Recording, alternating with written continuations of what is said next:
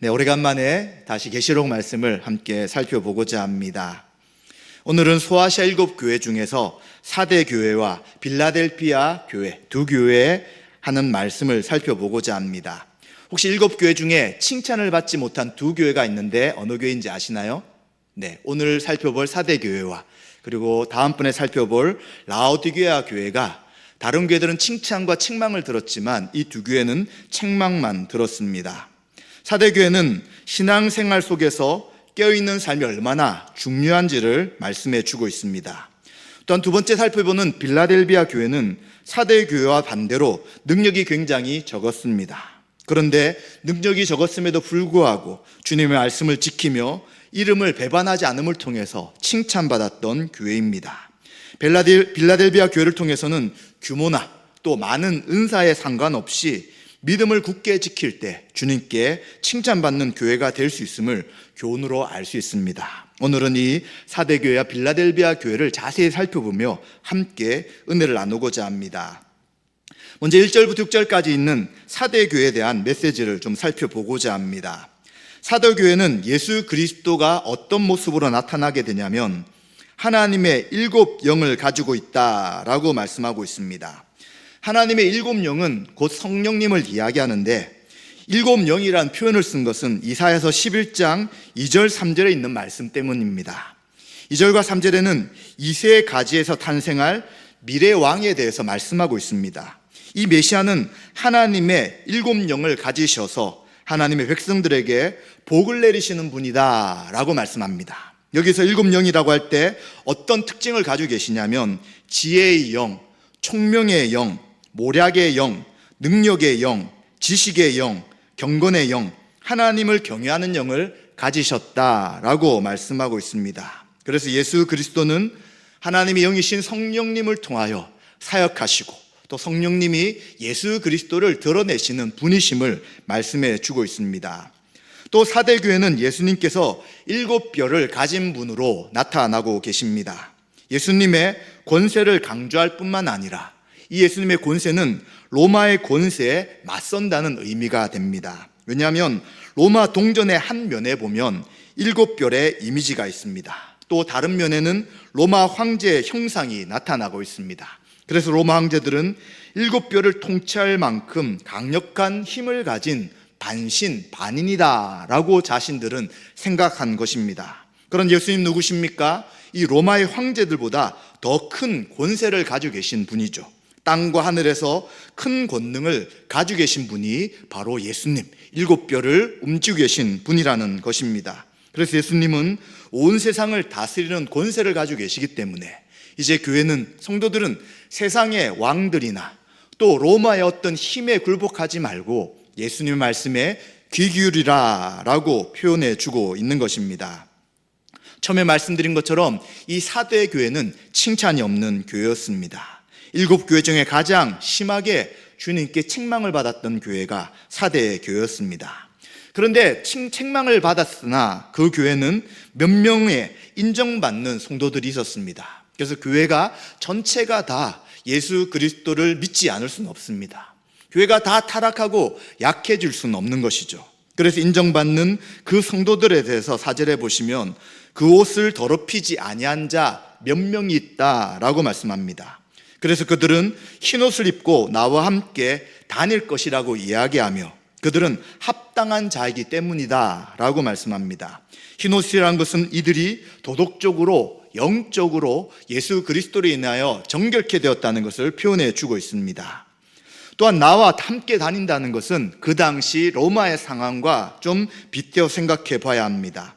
로마의 군인들이 전쟁에 승리하고 이제 개선식을 하게 됩니다. 이때 나팔수들은 선두와 좌우에 서게 되며 나팔을 불게 되고요. 또 말탄 귀족들은 모두 흰옷을 입습니다. 마찬가지로 승리하신 그리스도와 함께 흰옷을 입고 개선 행렬에서 걷기에 합당한 자들이 바로 4대 교회에 남아있는 소수의 사람들이다 라고 예수님이 말씀해 주고 있습니다. 그렇다면 이들은 도대체 무엇 때문에 예수님께 책망을 받았을까요? 1절 후반절에 보시면 내 행위를 아는데 살았다는 이름은 가졌으나 죽은 자다라고 이야기합니다. 살아있는데 교회의 명맥은 유지하고 있는데 실제로 이들은 죽은 자라는 것을 이야기합니다. 평판을 가지고 있으나 도시의 명망이 추락한 사대 역사와 굉장히 비슷하게 되었습니다. 이 사대란 지역은 난공불락으로 알려진 도시였습니다. 그래서 고지대의 아크로폴리스에 위치하고 있어서 어떤 적들도 사대를 공격할 수 없었습니다. 그런데 역사적으로 적에게 2번 점령당하게 되었습니다. 그래서 그 당시는 사대 아크로폴리스를 점령한다라는 표현을 쓴다는 것은 불가능한 일이다라고 이야기되었습니다. 그런데 어떻게 해서 2차례 함락을 당하게 되었냐면 한쪽 면은 절벽이었습니다. 그래서 사대 사람들은 절벽으로 누가 올라오겠느냐라고 하면서 그쪽에 방비는 하지 않은 것이죠. 그렇기 때문에 절벽을 타고 올라온 적들로 인해서 2번 점령당하게 되었습니다. 마찬가지로 사대 교회가 화려한 각오는 있습니다. 옛날에 예수님 믿었어, 옛날에 교회가 이렇게 부흥했어 라는 것은 있지만 현재는 깨어있지 못하고 대부분의 사람들이 신앙생활 가운데 잠자고 있다는 것을 예수님이 책망하고 있는 것입니다. 그래서 주님께서는 이들에 대해서 5가지 명령을 통해서 그들의 신앙, 잠자고 있는 신앙을 다시 깨우치도록 요청하고 있습니다. 첫 번째는 너는 일깨어라 라고 이야기합니다. 일깬다는 것은 준비태세를 유지하고 경각심을 가지라는 비유적인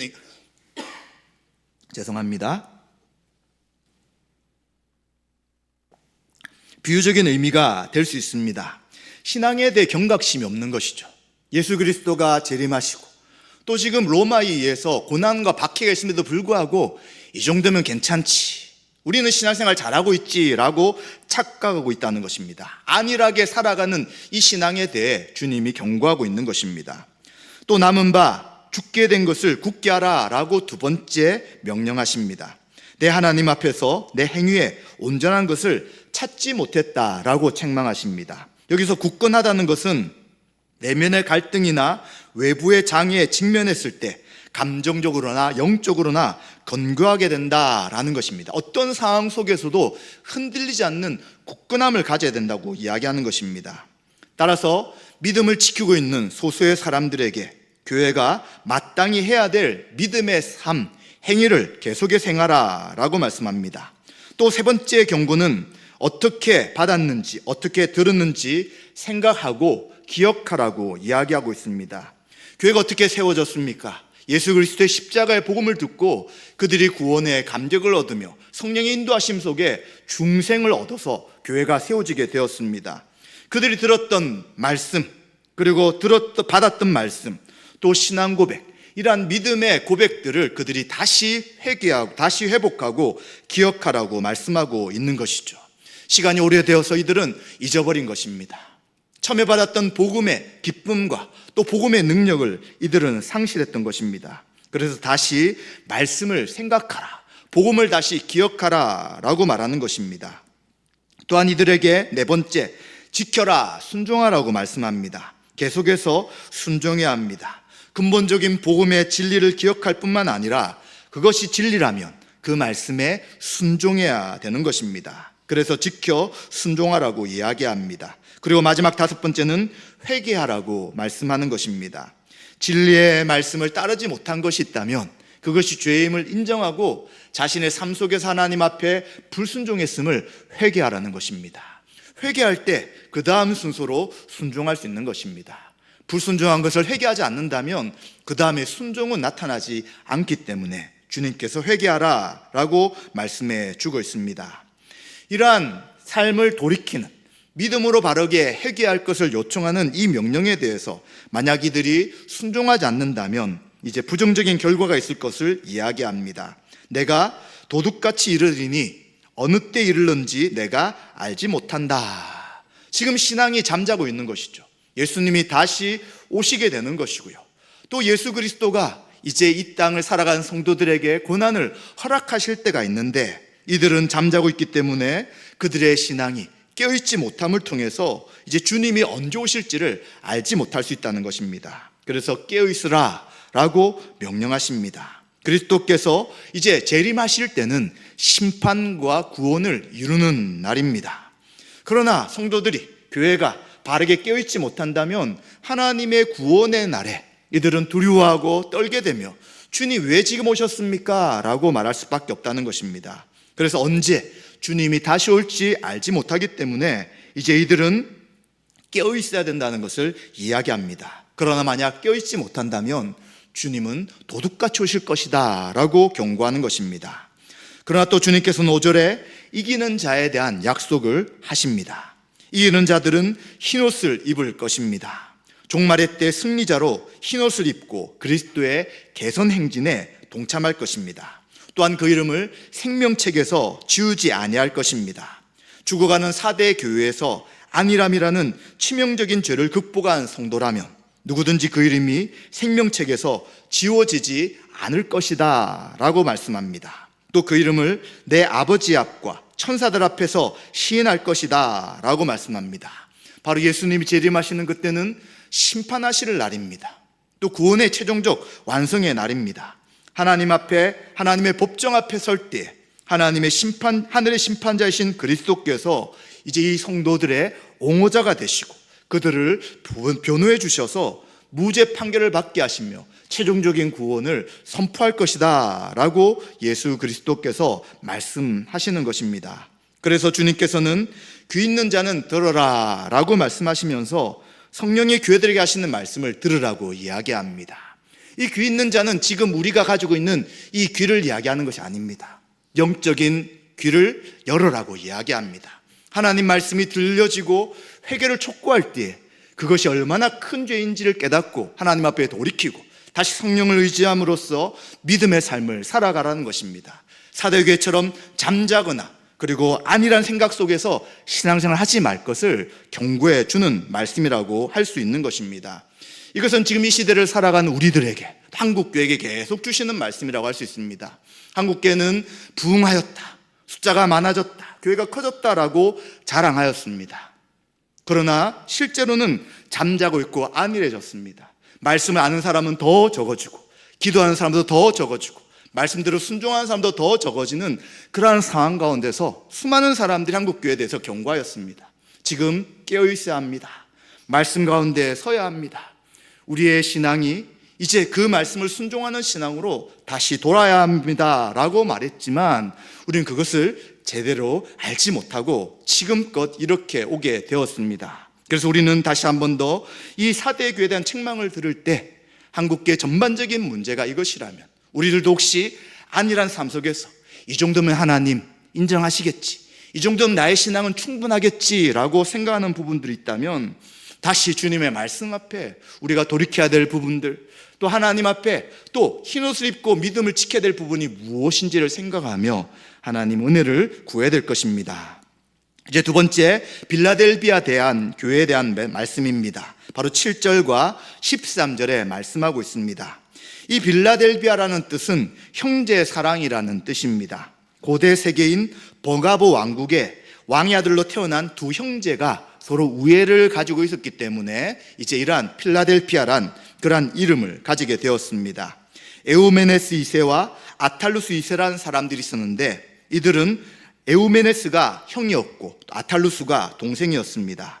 동생 아탈루스는 형이 죽은 줄 알고 이제 버가모 왕국의 왕이 되었습니다. 그런데 시간이 지난 후에 형이 살아서 돌아오게 됩니다. 이때 동생은 내가 먼저 왕이 되었으니까 형 필요 없다라고 말하지 않고 돌아온 형에게 왕위를 넘겨주었습니다. 그런데 그것을 알게 된 로마가 이제 형보다는 동생이 다시 왕위에 오를 것을 제안합니다. 그러나 동생 아탈루스는 그러지 않겠다라고 하면서 형에게 왕권을 다 양보하고 자신은 그 밑에 있게 되죠. 그래서 이러한 것을 볼 때 이들이 우애가 굉장히 깊다는 것을 생각하고 그 로마의 도시의 하나의 이름을 빌라델피아다라고 이름을 짓게 되었습니다. 이 빌라델비아에 있는 교회에 주님께서는 어떻게 나타나시냐면 거룩하고 진실하사 다윗의 열쇠를 가진 분으로 나타나고 있습니다. 거룩하다는 것은 무엇입니까? 예수님은 죄가 없는 분이라는 것입니다. 죄가 없으신 예수님이 온전히 구원을 베푸실 만한 능력을 가지고 계신 분이라는 것입니다. 또 예수님은 거룩하실 뿐만 아니라 약속을 반드시 지키셔서 그 예수 그리스도를 의지하는 모든 자에게 구원을 베푸신다는 것을 말씀해 주고 있습니다. 또한 예수님이 거룩하시다는 것은 그 당시 유대인들은 오직 성부 하나님만 하나님이라고 생각하고 예수님은 하나님이 아니라고 생각했지만 이 예수님도 거룩하신 하나님인 것을 말씀해 주는 것입니다. 성부, 성자, 성령, 삼일체 하나님이 온전한 하나님이라는 신앙 고백이 있는 것이죠. 또 예수님은 진실하신 분이다 라고 말씀합니다. 바로 예수님이 진실 대신 참된 구원자 메시아라는 것이죠. 이 당시 자꾸 그리스도인들을 박해했던 유대인들은 예수님을 참 메시아라고 인정하지 않았습니다. 예수님은 메시아가 아니다 라고 하면서 또다시 하나님이 보내실 메시아를 우리는 기다려야 된다 라고 하면서 그리스도인들을 계속해서 박해했습니다. 그러나 다른 사람들이 메시아가 아니라 바로 예수님이 참된 메시아라고 이야기하는 것이죠. 또 예수님은 다윗의 열쇠를 가진 분이다 라고 말씀하고 있습니다. 하나님 나라에 들어가게 하는 권세를 가진 분이 바로 예수님이죠. 열쇠는 문을 열고 닫는 역할을 하는 것입니다. 하나님 나라에 들어가게 하실 분이 누구냐? 바로 예수 그리스도라는 것입니다. 또한 다윗의 열쇠라는 것은 다윗의 후손 가운데 오실 분이 메시아라고 이야기한 것처럼 바로 예수님은 다윗의 후손 가운데 신 왕으로서 구원을 주시는 분이 바로 예수 그리스도시라는 것입니다. 왕의 열쇠를 가진 분이 예수님이라는 것을 나타내 보여주고 있습니다. 이러한 예수님께서 열면 닫을 사람이 없게 되고요, 또 닫으면 열 사람이 없다고 말씀하고 있습니다. 그런데 예수님은 이제 자신 앞에 열린 문을 두었기 때문에 능히 닫을 사람이 없기에 예수 그리스도를 믿는 믿음으로 이제 온전한 구원을 이룰 수 있다라고 말씀해 주고 있습니다. 이러한 표현은 이 당시 빌라델비아 살고 있는 이들에게는 큰 위로가 되는 것입니다. 왜냐하면 유대인들은 이제 그리스도인들과 함께 예배를 드리다가 너희들은 우리와 관계없다, 너희가 믿는 예수는 거짓이기 때문에 이제 더 이상 유대교에 들어와서 함께 회당에서 예배를 드릴 수 없다라고 계속해서 출교를 시켜버렸습니다. 그리고 유대인들은 계속해서 로마 당국에 이제 기독교인을 고발함을 통하여 박해 가운데 있었습니다. 그래서 너희들은 우리와 다르다라고 말했지만 예수님은 도리어 뭐라고 이야기하냐면 내가 다윗의 열쇠를 가진 자로서 내가 닫으면 열 사람이 없고 내가 열면 닫을 사람이 없기 때문에 유대인들의 거짓에 속지 말고 예수 그리스도를 믿는 믿음으로 온전한 구원을 이룰 것을 이제 이 빌라델비아 성도들에게 또 위로의 말씀을 하고 있는 것입니다. 그리고는 이 유대인들의 회당은 예수 그리스도께서는 사단의 회다라고 말하는 것입니다. 유대인들이 모여서 하나님을 예배하는 것이 아니라 이들은 도리어 사탄을 섬기는 곳으로 변질되었다고 경고하고 있는 것입니다. 그렇기 때문에 유대인의 회당에 들어갈 것이 아니라 예수 그리스도를 믿는 믿음을 굳게 지켜라 라고 말씀하는 것입니다. 이제 이들에 대해서 예수님께서는 칭찬해 주십니다. 8장 후반절부터 11절에 보시면 칭찬이 나타납니다. 세 가지 칭찬을 나타나는데 첫 번째는 내가 너의 행위를 안다 라고 말씀합니다. 바로 어떤 행위입니까? 믿음을 지키며 그리고 하나님의 뜻 가운데 순종한 것을 다 알고 있다는 것입니다. 그래서 내 앞에 열린 문을 두었기 때문에 능히 닫을 사람이 없다고 이야기하면서 그리스도를 통해서 온전한 구원과 하나님 나라의 백성이 될 것이라고 이야기하고 있습니다. 두 번째 칭찬은 8절에 있는 말씀처럼 적은 능력을 가지고 내 말을 지키며 내 이름을 배반하지 않았다라고 말씀합니다. 능력이라는 것은 사실 많아야 합니다. 작은 능력은 지금 이 시대에도 별로 소용이 없을 때가 많습니다. 항상 능력이라는 것은 많아서 어떤 불가능하고 어려운 것들을 해결해 나가야 됩니다. 그런데 주님께서는 능력이 작아도 상관없다고 이야기하는 것이죠. 능력이 작았음에도 불구하고 내 말을 지키며 내 이름을 배반하지 않았다라고 말씀하고 있습니다. 이들은 지금 빌라델비아라는 도시 속에서 굉장히 힘이 미미하였습니다. 유대인들은 훨씬 강했고 그들은 회당에서 마저 그리스도인을 축출시켰고 이제 이들은 소수의 사람들이 믿음을 지켜나가는 어려움 가운데 있었습니다. 그런데 주님께서 보실 때는 이제 너희들이 가장 작음에도 불구하고 믿음을 지킨 온전한 사람들, 또 내 이름을 배반하지 않는 그런 신앙의 승리자다라고 말씀해 주고 있습니다. 그러면서 9절에 보시면 보라 사탄의 회, 자칭 유대인에게 속한 자를 내게 주어 그들로 와서 내 발 앞에 절하게 하고 내가 너를 사랑하는 것을 보여줄 것이다 라고 말씀합니다. 계속 유대인들이 강한 힘으로 그리스도인과 교회를 박해하지만 어느 때가 되면 그들이 무릎 꿇게 될 것을 이야기해 주는 것이죠. 바로 주님께서 살아계셔서 이 모든 세상의 통치자인 것을 보여주겠다라고 말씀해 주고 있습니다. 또한 10절에는 나의 인내 말씀을 지켰다고 이야기합니다. 말씀을 말씀인데 이 말씀은 인내의 말씀인 것이죠. 만약 인내가 필요 없다면 모든 말씀은 즉시 이루어질 것입니다. 그러나 많은 말씀, 특히 예수님이 재림하실 것이고 고난 가운데 있는 성도들에게 인내하라는 말씀은 시간이 많이 걸리는 것입니다. 참고 견디고 견뎌야 되는 말씀이 되는 것입니다. 그래서 인내의 말씀을 지켰기 때문에 시험의 때를 면하게 할 것이다 라고 약속하고 있습니다. 이 시험의 때가 어떤 때인가? 10절과 11절에 보시면 장차 온 세상이 임하여 땅에 거하는 자들을 시험하는 때다라고 말씀합니다. 이제는 이들이 정말 예수 그리스도를 믿는 믿음으로 살아가고 있는가? 하나님이 하신 그 말씀을 따르며 순종하고 있는가 하는 그 믿음을 재는 그러한 때가 있다고 이야기하는 것입니다. 그리고 또한 예수 그리스도는 속히 오실 것인데 이제 가진 것을 굳게 잡아서 내 면류관을 빼앗기지 마라 라고 말씀해 주고 있습니다. 우린 예수님이 승천하신 이후 2000여 년이 지났습니다. 정말 주님이 언제 다시 오실지 우리는 알 수 없다고 생각될 때도 있습니다. 정말 주님 다시 오신다는 것이 사실일까라는 생각도 할 수 있습니다. 그러나 성경은 계속해서 주님은 빨리 오실 것이라고 이야기합니다. 이렇게 주님이 빨리 오신다는 것은 우리가 생각하는 시간의 계산과 하나님이 보시는, 주님이 오시는 시간의 계산이 다르기 때문입니다. 그래서 하나님 앞에서는 하루가 1000년이 같고 1000년이 하루 같다고 말씀하는 것입니다. 성경은 분명하게 우리가 생각한 것보다 빨리 오실 것입니다. 그리고 이 모든 시험 속에 바로 빌라델비아 교회의 시험을 가운데서 보호하실 것을 이야기해 주시는 것이죠. 이것은 우리들도 마찬가지입니다. 주님 앞에 껴있는 성도들, 껴있는 교회는 이 환난의 때, 시험의 때를 면하게 하실 것입니다.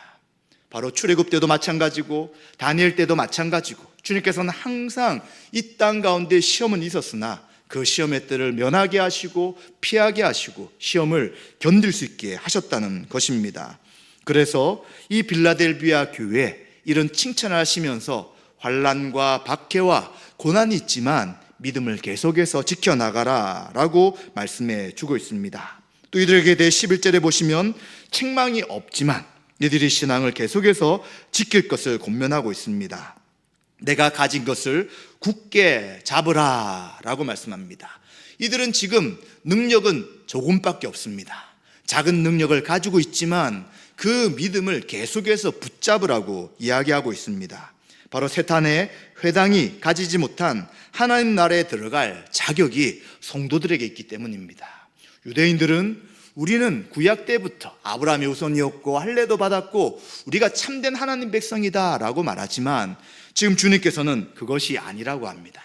참된 하나님 나라의 백성은 바로 빌라델비아 교회에서 작은 능력이 있음에도 불구하고 믿음을 지킨 교회와 성도라고 이야기하는 것입니다. 그래서 적재자들이 와서 빌라델비아 교회 경위를 표하고 이제 그리스도의 사랑을 받는 존재임을 인정받을 것이라고 이야기해 주고 있습니다. 큰 환난 가운데서 보호하며 지켜주실 것이다 라고 말씀하면서 작은 능력 가운데 여러 가지 박해와 어려움이 있을지라도 끝까지 신앙을 지켜나갈 것을 권면해 주고 있는 것입니다. 이렇게 할 때 어떤 결과가 있을 것인지를 11절 후반절부터 12절에 말씀하고 있습니다. 아무도 내 면류관을 빼앗지 못하게 하라 라고 말씀합니다. 이 면류관은 우리가 잘 아는 것처럼 그 당시 운동선수들이 쓰는 화관입니다. 적재자들과 박해자들이 그들의 상을 빼앗지 못하도록 해야 되는 것입니다. 가로채지 않도록 해야 되는 것이죠. 바로 소수의 사람들, 빌라델비아 성도들이 믿음을 지켜나갔는데 다른 사람들이 그것을 빼앗을 수 없도록 면류관을 빼앗지 못하게 하라고 말씀합니다. 또 이들은 하나님 성전의 기둥이 될 것이다 라고 말씀합니다. 그리고 그들은 결코 다시 나갈 필요가 없다는 것입니다. 그 최종적 구원을 얻게 되면 더 이상 그 구원을 빼앗기지 않는다고 말씀하고 있습니다. 기둥이 무엇입니까? 건물을 지탱하는 것입니다. 그래서 이 빌라델비아 성도들은 기둥과 같이 명예를 얻을 것이다 라고 말씀하고요, 다시는 성전을 떠나지 않고 하나님과 함께 할 것을 약속하는 말씀이라고 이야기해 주고 있습니다. 또한 하나님의 이름과 새 예루살렘의 이름과 새 이름을 그 위에 기록할 것이다 라고 말씀합니다. 하나님의 이름이 무엇입니까? 성도 한 사람 한 사람이 하나님의 소유가 되었다는 것입니다. 새 예루살렘의 이름은 무엇입니까? 바로 하늘에서 내 하나님께로부터 내려오는 성, 즉 거주권, 시민권을 부여받을 것을 이야기해 주고 있는 것입니다. 이들이 작은 능력으로 믿음을 지킬 때 하나님 나라의 백성으로서 최종적인 구원을 얻을 것임을 약속해 주는 것입니다. 또한 그리스도의 새 이름이라는 것은 그리스도에 속하게 되어서 그리스도 안에 주시는 모든 은혜를 다 누리게 될 것이다 라고 말씀해 주고 있는 것입니다. 이러한 말씀을 하시면서 또 마찬가지로 귀 있는 자는 성령이 각 교회들에게 하시는 말씀을 들으라 라고 말씀하는 것입니다. 가지고 있는 귀가 있다고 듣는 것이 아니라 우리 마음속에 믿음으로 말씀을 받아들일 때 이 말씀이 우리에게 적용이 되는 것이고 이 말씀을 붙잡으며 믿음의 삶을 살아갈 수 있다는 것입니다. 빌라델비아 교회는 능력이 작았습니다. 아마 규모도 굉장히 작았을 것입니다. 다른 지방에 있는 교회가 볼 때 야, 저 빌라델비아 교회는 참 약한 교회구나 라고 말할 수도 있었을 것입니다. 그러나 이들은 사단의 해라고 할 수 있는 유대인들의 큰 해당과 많은 유대인들로 인하여 고난과 박해 가운데 있었지만 그들은 끝까지 믿음을 지키며 예수 그리스도를 의지하며 살아간 것을 보게 되는 것입니다. 그래서 우리는 어떤 면에서 기도할 때 큰 믿음을 주세요, 큰 능력을 주세요, 많은 은사를 주세요 라고 말하지만 많은 것, 큰 것이 우리에게 중요하지 않습니다. 작은 것이 하나 있을지라도, 적은 믿음이 있을지라도 그것을 붙잡고 순종해 나가는 것이 우리에게는 더 큰 하나님의 능력이 될 수 있다는 것입니다. 혹시 어떤 성도님들은 나는 너무 능력이 부족해, 나는 은사가 없어, 나 저분들처럼 아무것도 못하는 사람이야 라고 생각하는 분 있습니까? 우리 안에 계신 주님은 우리보다 크신 분이기 때문에 작은 능력이 있을지라도, 은사가 적을지라도, 한 개, 두 개밖에 없을지라도 우리는 그것을 붙잡고 믿음의 삶을 살아간다면 주님이 반드시 칭찬하실 것입니다. 많은 것이 중요한 것이 아니라 한 가지라도 붙잡고 하나님 앞에 살아가는 것이 중요하다는 것입니다. 말씀 마무리하겠습니다. 사대교회는 칭찬을 받지 못했습니다. 이름은 있었지만 실상은 죽은 교회였습니다. 오늘 우리의 신앙을 다시 한 번 더 점검해야 합니다. 구원받았다라고 생각하고 이 정도 나의 신앙은 충분하다라고 생각하고 있다면 우리의 신앙은 지금 이 순간에 판단되는 것이 아니라 주님 다시 오실 때까지 우리는 계속해서 신앙의 삶을 살아가야 합니다. 어제는 신앙이 좋았고 오늘은 신앙이 좋지만 내일은 신앙이 약하면 안 되는 것이죠. 주님 오실 때까지 항상 깨어 있어야 합니다. 주님이 언제 오시든지 주님의 그 재림을 환영하고 맞이하며 준비할 수 있도록 우리는 매일매일 깨어 있어야 합니다. 그래서 우리는 6월 한 달 동안 골방기도 훈련을 하고자 합니다. 교회에서 기도하는 것, 함께 기도할 때는 다 같이 기도할 수 있지만 각자가 있는 곳에서 시간을 정하고 장소를 정해 기도하는 것은 어떤 면에서는 어려울 수 있습니다. 그러나 그 골방기도를 통해 우리가 얼만큼 하나님을 의지하며 기도하는지가 나타나는 것입니다. 그래서 우리는 이제 얼마 남지 않은 5월 달 동안 기도로 준비하시기 바라며 정말 내가 하나님 앞에 얼마나 기도하는 사람인지, 또 염려하고 근심하는 것이 아니라 모든 상황 속에서 기도하는 그 기도의 사람이 될 수 있도록 골방 기도를 준비하시기 바랍니다. 날마다 주어지는 시간은 아닙니다. 지금은 이런 일이 있어서 6월은 못해가 아니라 교회가 함께 6월달 기도하겠다면 그때 같이 임해야 합니다.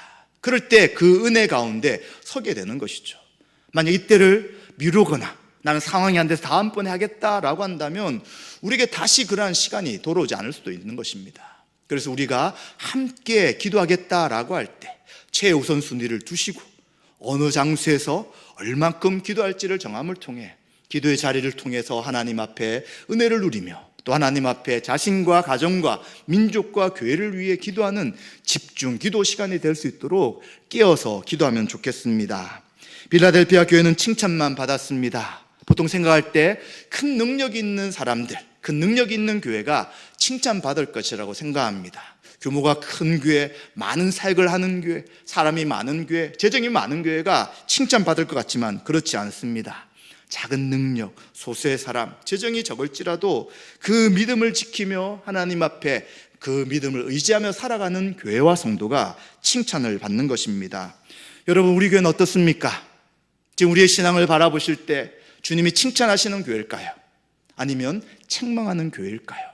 또는 우리 자신에 대해 주님이 칭찬하실까요? 책망하실까요? 우린 다시 한 번 더 우리의 신앙과 우리 교회를 살펴보아야 합니다. 우리에게 여러 가지 시험들이 있습니다. 어떤 분들은 시험을 잘 이기는 분들이 있지만 어떤 분들은 시험을 받을 때마다 넘어지고 또 좌절하는 분들이 있습니다. 그러나 우리는 우리 힘으로 잘 견디며 인내하는 것이 아니라 주님이 우리 안에 계시기에 주님 믿는 믿음으로 시험을 이겨나갈 수 있습니다. 시험을 받을 때 두려워하지 마시고 주님을 의지하시며 또 말씀을 붙잡고 이 시험을 견딜 수 있도록 성령의 도우심을 구하시기 바랍니다. 그리고 나 혼자는 어려울 수 있기 때문에 주변의 동력자들에게 기도를 부탁하시고 이 시험을 잘 견디며 끝까지 주님 앞에 믿음으로 설 수 있도록 인도하시며 은혜를 구하시기 바랍니다. 우리가 당하는 고난과 시련은 하나님께서 허용해 주신 것입니다. 허용하셨다는 것은 이것을 통해 우리에게 유익이 있기 때문입니다.